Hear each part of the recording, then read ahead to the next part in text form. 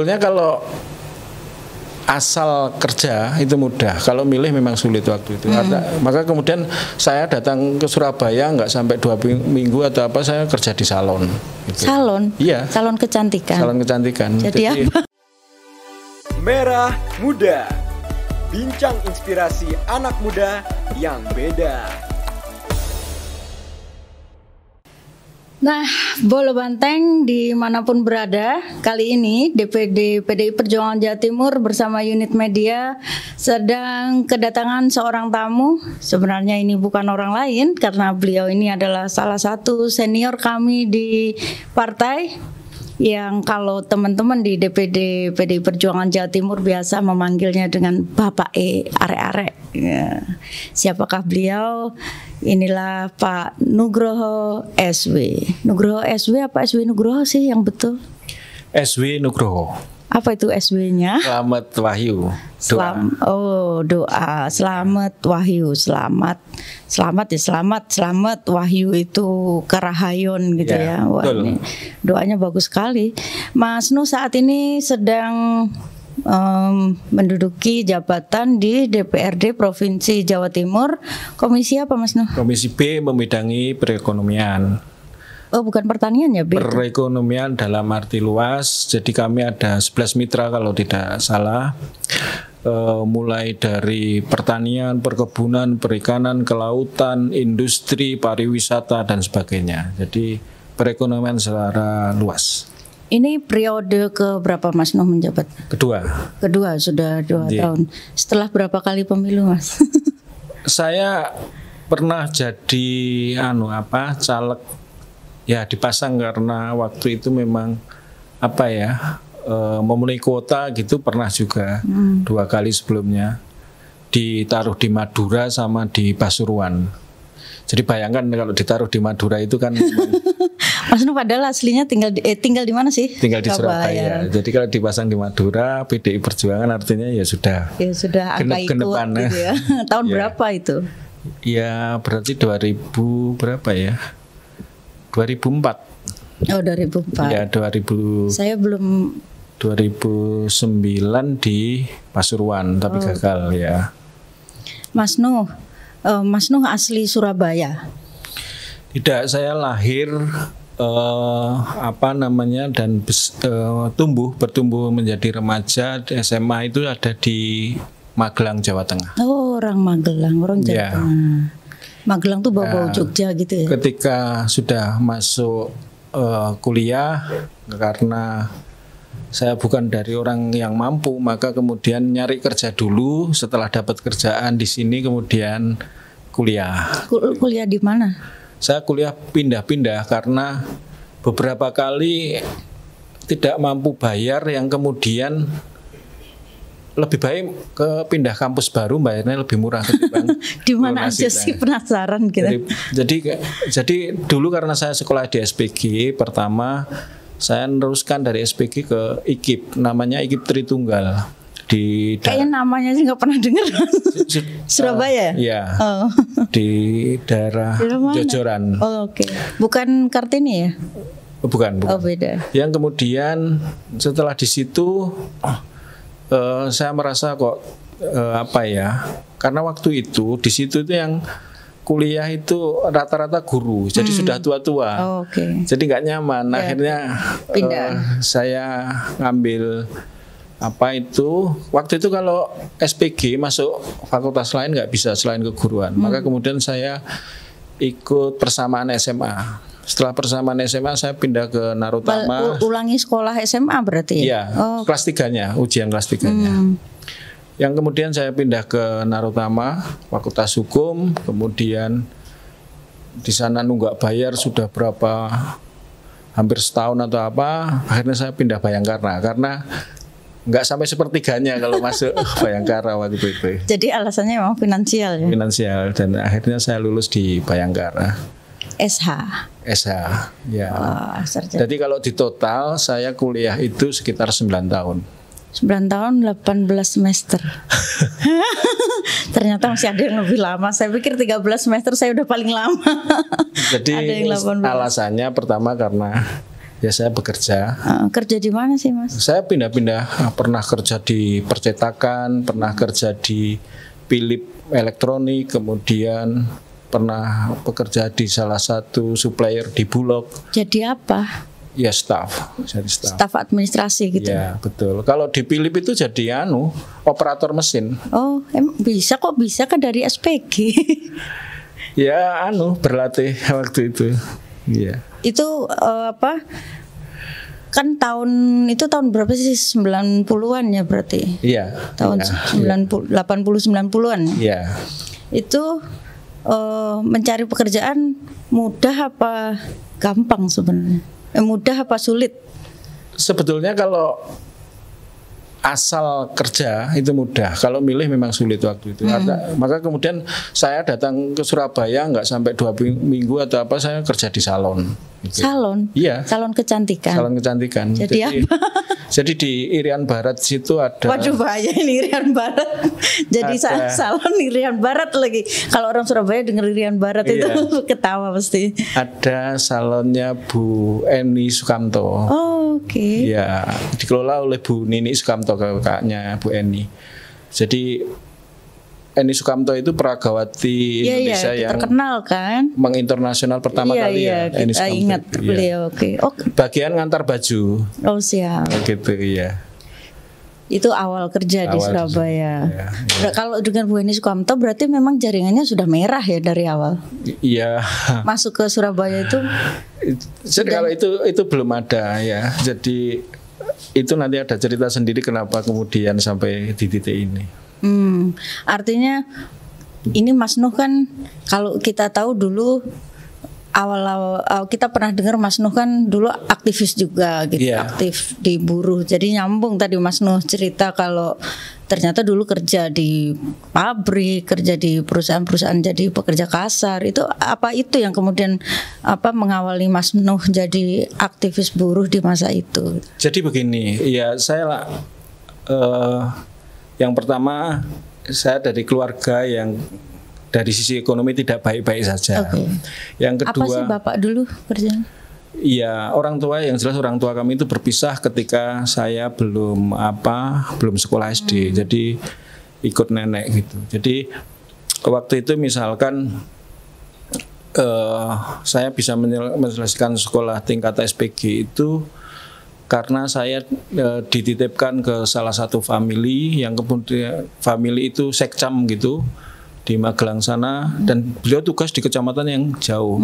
Beliau menempati semacam rumah dinas di tempat lain, rumahnya kosong. Kemudian saya diminta tinggal di situ untuk sekolah, dan saya dipasrai semacam kulkas begitu untuk membuat es.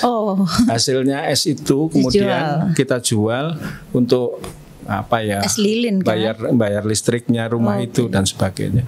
Jadi pagi sekolah, siang sampai malam itu membuat es.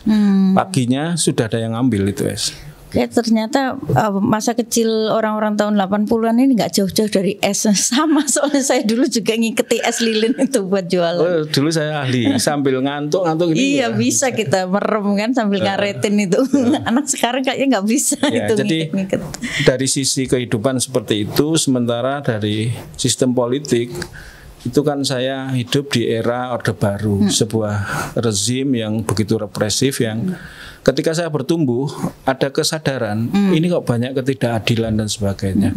Hal itulah yang kemudian mendorong saya untuk saya punya keyakinan walaupun ketika mulai kuliah dan sebagainya ini tidak mungkin dirubah karena ada paket undang-undang politik kemudian itu tidak mungkin mengganti kepemimpinan nasional secara konstitusional. Saat itu seakan-akan nggak mungkin. Nggak mungkin ya. Tapi saya punya keyakinan bahwa cengkeraman penjajah yang sudah sedemikian lama berabad-abad bisa masyarakat Indonesia apalagi yang ini pasti ada masanya akan ada letupan. Ya, maka kemudian itu yang menggerakkan bergabung di waktu itu awalnya di KLB Sukolilo.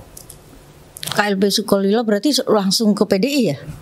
Jadi karena saya kuliah di Narotama, letaknya di Jalan Arif Rahman Hakim, Nah, karena tinggalnya di sekitar Kertajaya, maka saya kemudian mesti lewat Jalan Meleto. Di sampingnya ada Gang Meleto gitu namanya. Ya, Gang Meleto. Ya, itu sampingnya asrama haji. Oh. Nah, ketika mau berangkat kuliah di situ ada kerumunan orang. Iya, pasti gabung. Ya. Ada apa akhirnya ini? Jadi di situ kenal komcanya Gubeng dan sebagainya akhirnya masuk. Ya, di samping ada keluarga yang memang kemudian dulu sudah bukan PDI tapi dari kalangan Marhen ya. Pak Pomo Pak itu, Pomo, ya. jadi Pak Pomo ini salah satu senior juga di di kita nyebutnya apa di PDI Perjuangan gitu Mas. Kalau di Marhen kalau Pak Pomo. Waktu itu di GPM Gerakan Pemuda Marhenis. Gerakan Pemuda Marhen. Nah, belum di partai Pak Pomo pun juga belum di PDI. Waktu itu justru sebenarnya kalau langsung PDI-nya malah duluan saya. Oh malah duluan jenengan daripada Pak Pomo. Iya. Tapi di belakang layar memang kelompok Marhenis kan saling membantu ya. Gitu. Dengan Pak Pomo itu Mas Nuh itu apa? Ponakan? Ponakan yang saya ikut beliau waktu pertama kali nyari kerja di rumah beliau. Jadi Pak D gitu ya? Pak Le. Oh Pak Le dengan Pak almarhum Pak Pomo. Ini salah satu senior kami juga yang banyak kami belajar dari beliau. Nah Mas Nuh, apa yang kemudian menarik minat Mas Nuh untuk terjun basah sekalian gitu ke PDI Perjuangan waktu itu? Selain soal euforianya era-era KLB itu kan era-era 97-an 96 97 gitu ya. Ya itu pertama ada apa ya di diri saya itu ada rasanya apa? Saya enggak kuat kalau melihat ketidakadilan itu. Itu tumbuh dengan sendirinya. Jadi saya berkali-kali cerita kalau di depan itu ada orang naik mobil dan naik sepeda ontel kemudian terjadi tabrakan begitu, saya akan membela yang sepeda ontel. Entah benar entah salah, naluri membela yang lemah itu selalu ada gitu. Saya juga selalu cerita kalau lihat sepak bola itu misalkan antara Argentina sama misalkan Timor Leste, saya membantu. Pengennya Timor Leste paling tidak iso memasukkan gol gitu. Ketidakadilan apa sih sebenarnya yang contoh gitu yang Mas Nuh rasakan ketika jadi katakanlah jadi buruh waktu itu? Ya makanya kemudian di buruh waktu itu juga salah satu bagian yang ikut berkontribusi dalam terciptanya demo di situ ya saya ikut di situ. Jadi ya ceritanya panjang ya. Intinya pertama saya tidak enjoy dengan ketidakadilan, sudah ada di natur saya. Yang kedua gemes saja. Jadi waktu itu misalkan sekitar 94 dan sebagainya yang ketika itu misalkan ada dualisme kepengurusan di Jawa Timur gitu ya. Pak Cip itu sama Pak Dimi ya waktu itu. Iya. Kemudian kami demo. Saya ingat betul satu saat saya berangkat demo itu hari Sabtu atau apa gitu. Demo ke? Dari Kertajaya mau ke Gerahadi ya. Lewat kampus UNER itu. Lah kok di situ ada konser musik waktu itu. Gemes, mestinya yang seperti ini yang turun jalan adik-adik itu. Mereka. Kenapa? Waktu itu belum ya. Belum seperti kan itu jadi 96 yang menjadi mestinya kan mereka ya gemes saja. Jadi ya sudah kalau mereka tidak turun ya kami yang turun gitu. Pikirannya waktu itu gitu. Terus jadi kalau Mas Nuh tahun-tahun segitu ya 94 itu sudah di PDI, berarti Mas Nuh kan paham betul apa dinamika yang terjadi di Jawa Timur saat itu ya. Cukup panas sebenarnya. Ada momen-momen yang Mas Nuh anggap itu penting atau Mas Nuh ingat banget gitu nggak di sepanjang periode itu gitu?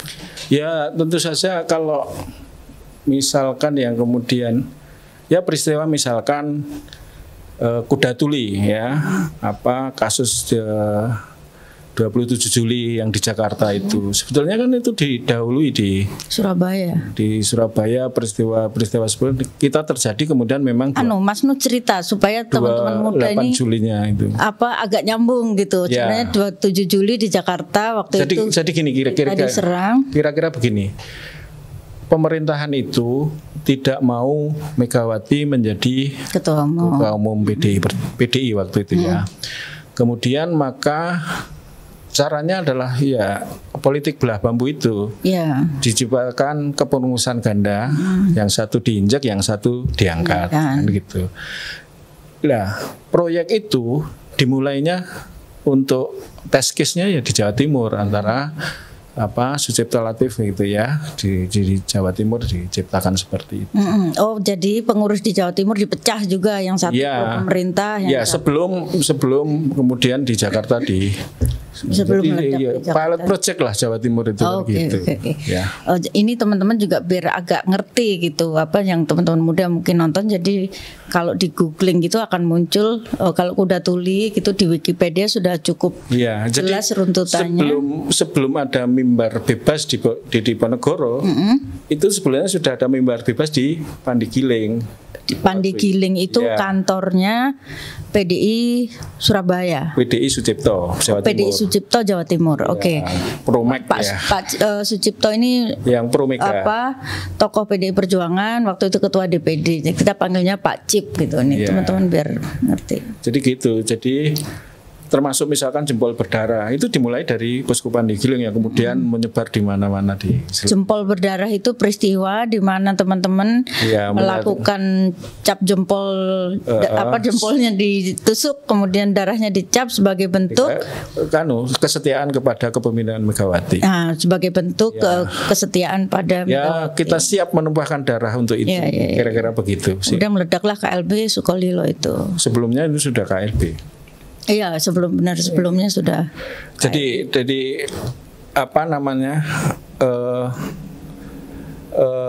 peristiwa di Jawa Timur itu rata-rata semacam pilot projectnya Kuda Tuli. Iya, di Jakarta sana. Mas Nuh, kan ini ya, Mas Nuh termasuk salah satu pelaku sejarah gitulah kalau di partai gitu. Dulu awal-awal di partai itu jadi apa sih, Mas?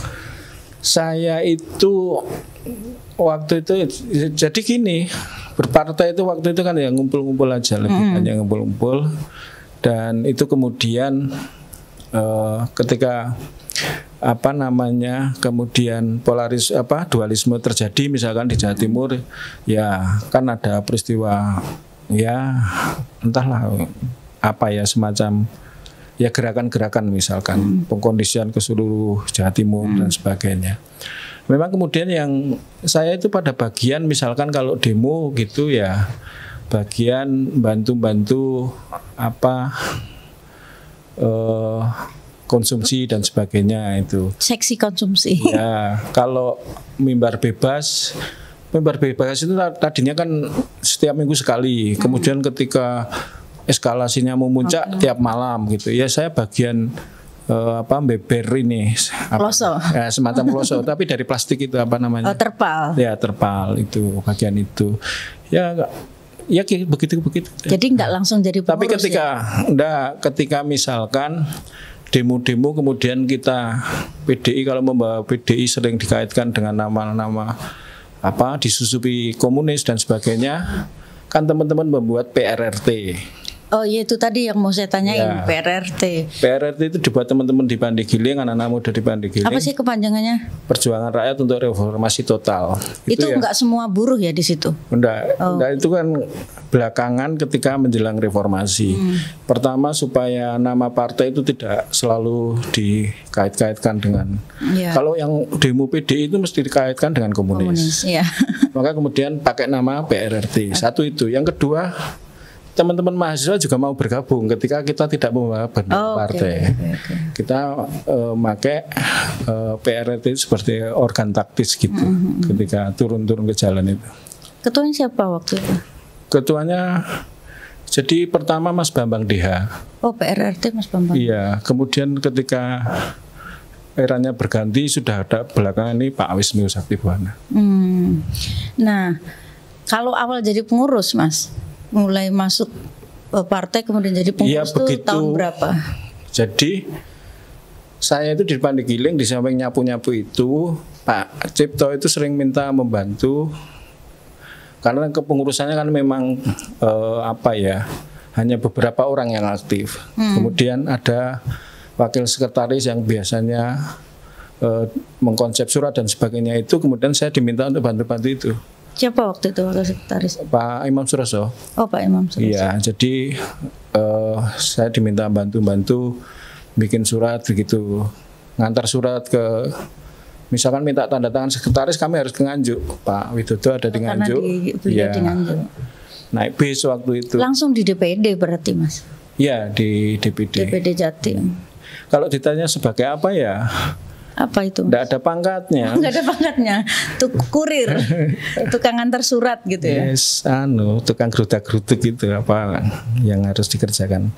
Ya kebetulan saya kemudian waktu itu ketika sudah era reformasi ini, kalau ada aksi-aksi biasanya saya diminta untuk menjadi advokasi. Seksi advokasi gitu. Oh, karena hukum ya, Mas Nuh kan sarjana hukum gitu, jadi bagiannya advokasi. Saya sih penasaran gitu, ketika Mas Nuh tadi kan awalnya katakanlah di sekretariat gitu kan, Mas jadi tukang antar surat gitu, ngurusin administrasi di partai gitu. Kesininya kan Mas Nuh kemudian di situ terus gitu. Dapurnya Mas Nuh itu kan sekretariat gitu. Jadi gini, waktu itu ketika mulai menjelang pemilu 99, saya ditawari Pak Cip, pengen nyalek ke kecamatan di. Oh, ditawarin ya kelotnya tahun itu. Dan padahal waktu itu masih sistemnya nomor urut. Iya, nomor urut. Dapat nomor berapa? Enggak, saya enggak mau. Oh, enggak mau. Jadi Pak mboten, karena satu rumah saya ada umpomo yang sewaktu itu sudah menjadi caleg provinsi dari Bojonegoro. Wong saya itu ingin. Satu rumah tuh maksudnya keluarga? Ya, saya kan ngikut Pak Supomo ini. Ikut Pak Pomo nyalek provinsi. Wong kita tuh ingin ngilangin yang begitu-begitu kok. Nepotismenya maksudnya. Betul. Kok kenapa saya enggak mau. Pilih ngurusin. Terus Pak Cip ngendika, ya wis nek ora gelem nyalek urusano kantor Kendang Sari.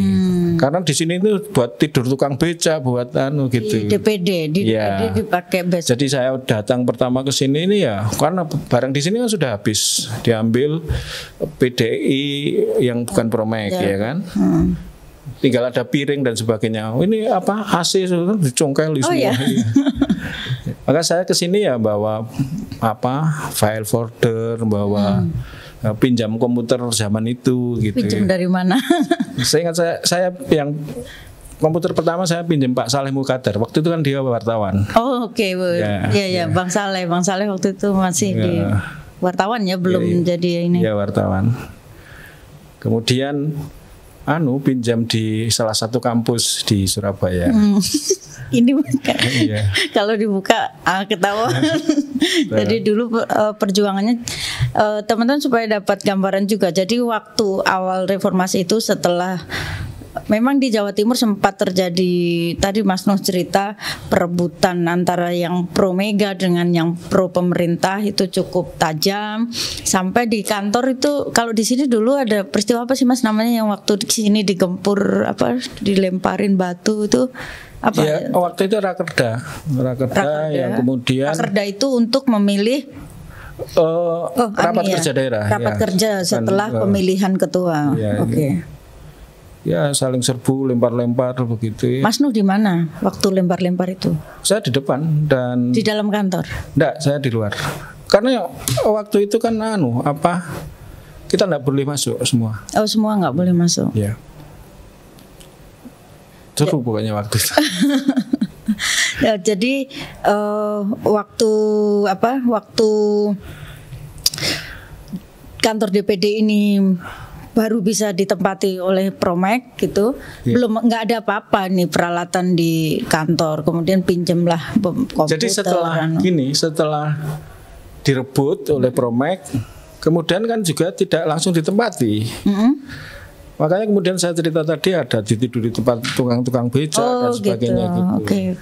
Jadi ketika itu sudah menjelang pemilu, kita kemudian berganti nama PDI Perjuangan. Nah, saya yang diminta Pak Cip untuk ke sini. Jadi saya orang pertama kalau di DPD PDI Perjuangan Jawa Timur gedung ini, saya orang pertama yang masuk yang nempatin. Jadi pionernya Mas Nuh gitu ya.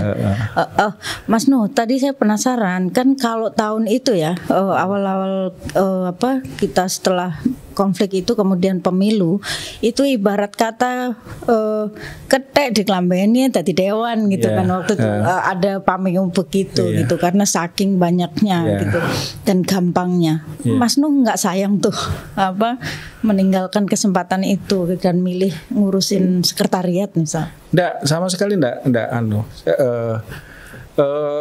ketika teman-teman itu berebut misalkan waktu itu sudah terjadi rebutan di antara teman-teman gitu, enggak ada keinginan karena saya merasa sudahlah kalau saat-saat ini saya belum waktunya gitu. Dan sebetulnya saya enggak. Usia berapa sih? Usianya berapa ya? Ya 30-an sudah ada belum? Belum ada. Oh, belum ada, masih 20-an kali ya. Masih mahasiswa kan? Iya. Udah lulus apa masih mahasiswa? Oh kan lama tadi ya. Lulusnya lama, masih mahasiswa. Terus Mas Nuh kapan nih setelah sekian lama ngurusin sekretariat, ngurusin dapurnya partai, kapan Mas Nuh mulai bersedia untuk ditugaskan menjadi petugas partai di Pileg gitu? Sebetulnya ketika saya 2009 dicalonkan di Madura tadi. Bukan yang di Pasuruan. Pasuruan. Oh iya Pasuruan. Probolinggo.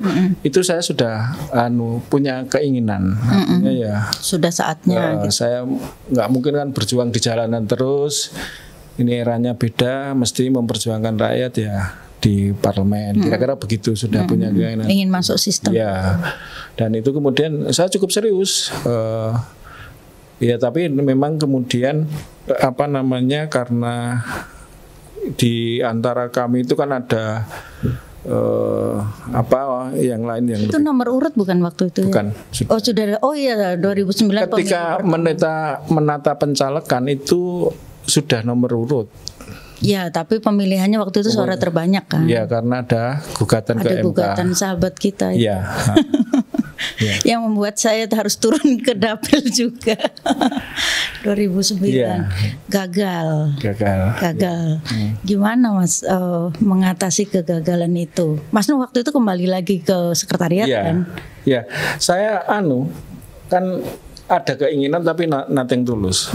Saya orang percaya bahwa semua itu Tuhan sudah mengatur jalan lah. Maka kemudian jadi gini, apa yang kemudian harus disesali? Wong saya ngeluarkan duit ya nggak ngeluarkan duit ya buat wirawiri ya gitu. Tapi kan artinya saya nyebar duit yang sampai jumlahnya besar kan enggak. Menyimpulkan bahwa faktor kekalahannya adalah uang gitu nggak? Saya merasa bahwa ketika sistem suara terbanyak itu yang terjadi. Realitasnya memang itu gitu ya. Tapi saya juga punya keyakinan bahwa itu bukan satu-satunya yang menjadikan seseorang bisa berhasil atau tidak dalam proses pencalekan. Kalau saya meyakini itu ya sudah pupus saya. Makanya kemudian ketika pileg selanjutnya 2014 saya kemudian diberi kepercayaan partai untuk maju lagi. Saya meyakini meskipun saya juga tidak punya duit bahwa saya bisa berhasil. Ya kelebihan saya waktu itu dibanding caleg lain, saya lebih banyak kenal orang karena saya di sekretariat ya. Oh iya, Mas Nuh di 2014 pindah dapil kan? Iya, itu Jombang, Nganjuk, Madiun. Madiun 4 kabupaten. Plus 2 kota, jadi 6 wilayah kan itu. Oh iya ya, kota Mojokerto, kota Madiun. Ya. Saya kan kenal semua senior-senior mereka. Pokoknya, karena di sekretariat itu tadi. Dan itu sejak Promek, sehingga saya punya tabungan teman banyak. Maka itu yang saya gunakan.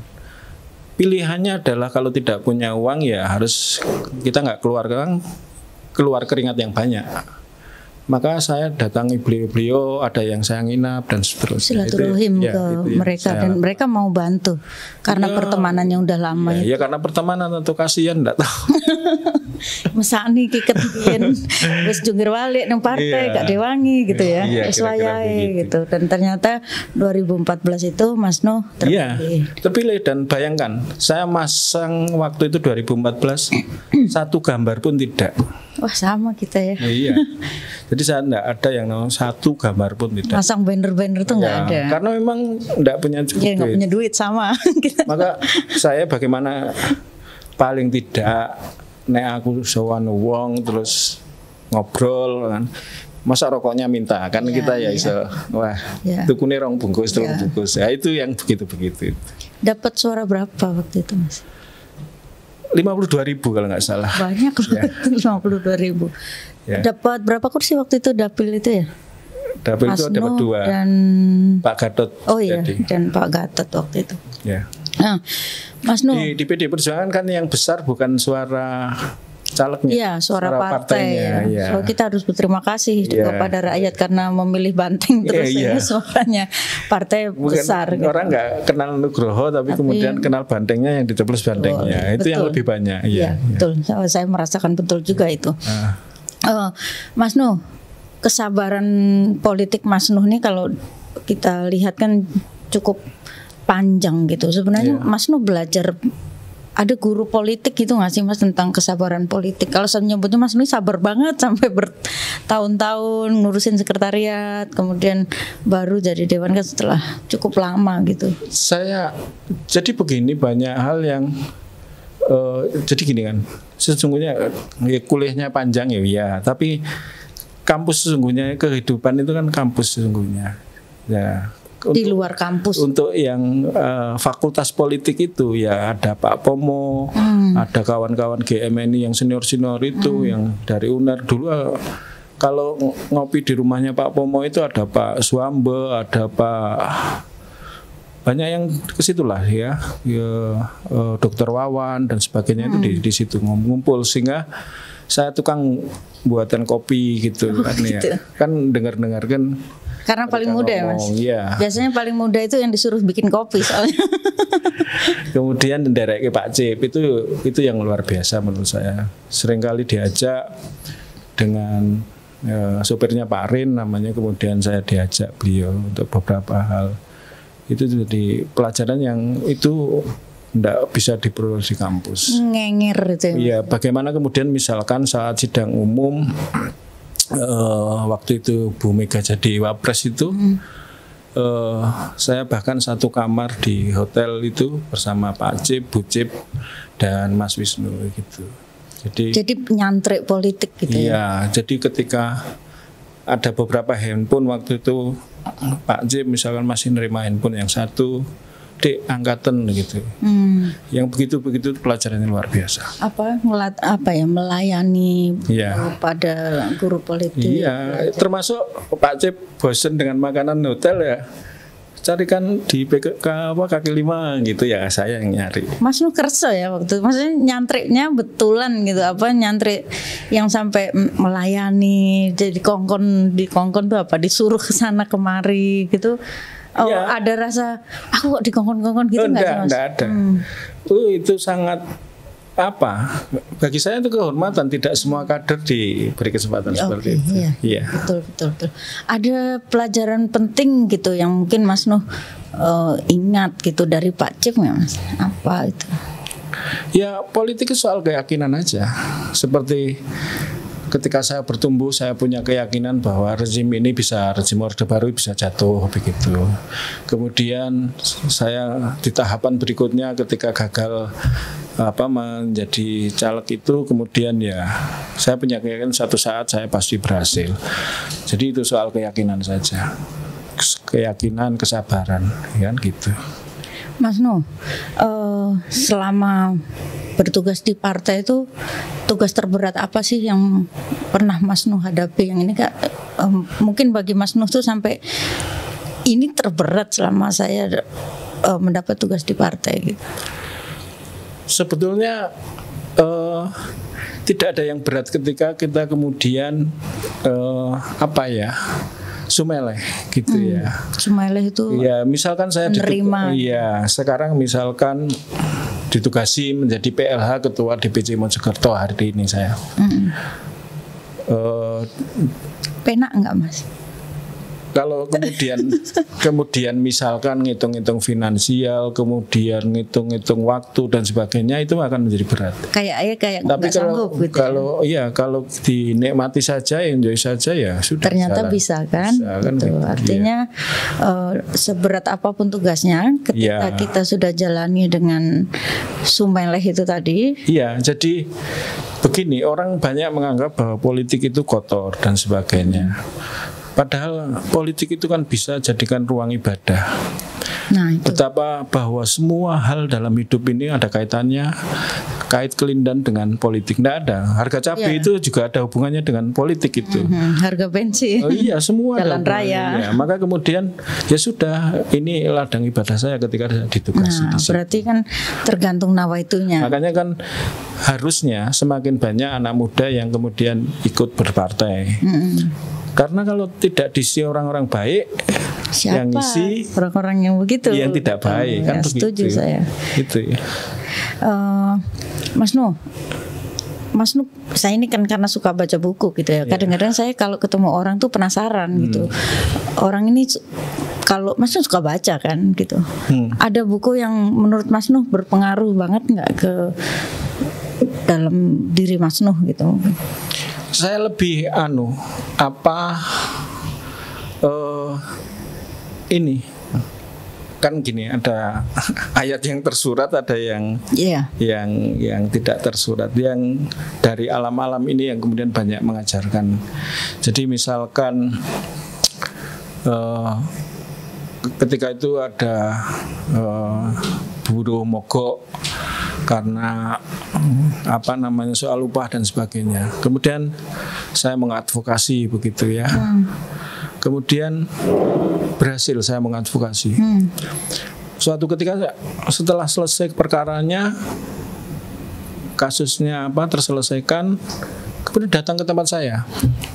Berterima kasih. Itu bawa sebungkus begitu.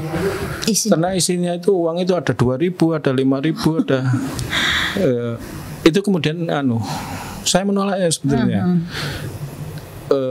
Tapi itu guru yang luar biasa. Betapa bahwa mereka saja sebetulnya kesulitan uang, tapi kemudian mau bergotong royong untuk berterima kasih. Itu yang kemudian ketika misalkan saya jadi DPR, misalkan saya lebih mudah misalkan mendapatkan uang, kok tidak mau membantu orang lain, itu kan ya pelajaran yang begitu-begitu itu yang lebih sering saya terima. Jadi Mas Nuh lebih banyak belajar itu dari banyak kejadian dan peristiwa yang terjadi gitu. Mungkin ini terakhir Mas Nuh, pesan tadi untuk anak-anak muda sudah ya. Mungkin untuk teman-teman di PDI Perjuangan ada pesan khusus? Ya, saya rasa pertama bahwa nek guyone kan di apapun sebetulnya ada soal suratan tangan, ada soal tanda tangan, katanya guyone kan begitu. Apa itu Mas, aku nggak jadi kalau misalkan di politik kemudian ada keinginan misalkan jadi eksekutif, jadi legislatif dan sebagainya, maka dua hal itu juga penting. Artinya apa? Suratan tangan, tanda tangan itu penting. Tapi yang lebih penting adalah sikap istiqomah, konsistennya dalam berjuang. Apa yang bisa kamu persembahkan untuk partai, itu dipersembahkan dengan sebaik-baiknya, dan kemudian ikuti seluruh rute yang memang dibangun oleh partai itu. Saya pikir kalau itu dilakukan, ada saatnya kemudian memetik hasilnya. Biasa kan gitu. Iya. Nanti kalau saya cerita panjang lagi. Jadi Mas Nuh ini juga salah satu guru politik saya yang mengajarkan tentang kesabaran politik, bahwa di partai itu kita harus berikan yang terbaik yang bisa kita lakukan, bekerja dengan sungguh-sungguh, dan kelak pada waktunya kita akan memetik hasilnya. Saya sudah membuktikan, dan itu saya memang jujur belajar dari Mas Nuh. Jadi terima kasih Mas Nuh. Sami-sami. Nah, konco banteng, bolo banteng dimanapun berada, Ini tadi kita sudah banyak berbincang dengan Pak Nugroho. Mudah-mudahan ada hikmah-hikmah yang bisa kita petik dan bisa menambah semangat kita untuk terus mencintai PDI Perjuangan tentu saja, dan terus membuat kita mau dan rela untuk melakukan yang terbaik untuk Indonesia Raya. Sampai ketemu di episode selanjutnya.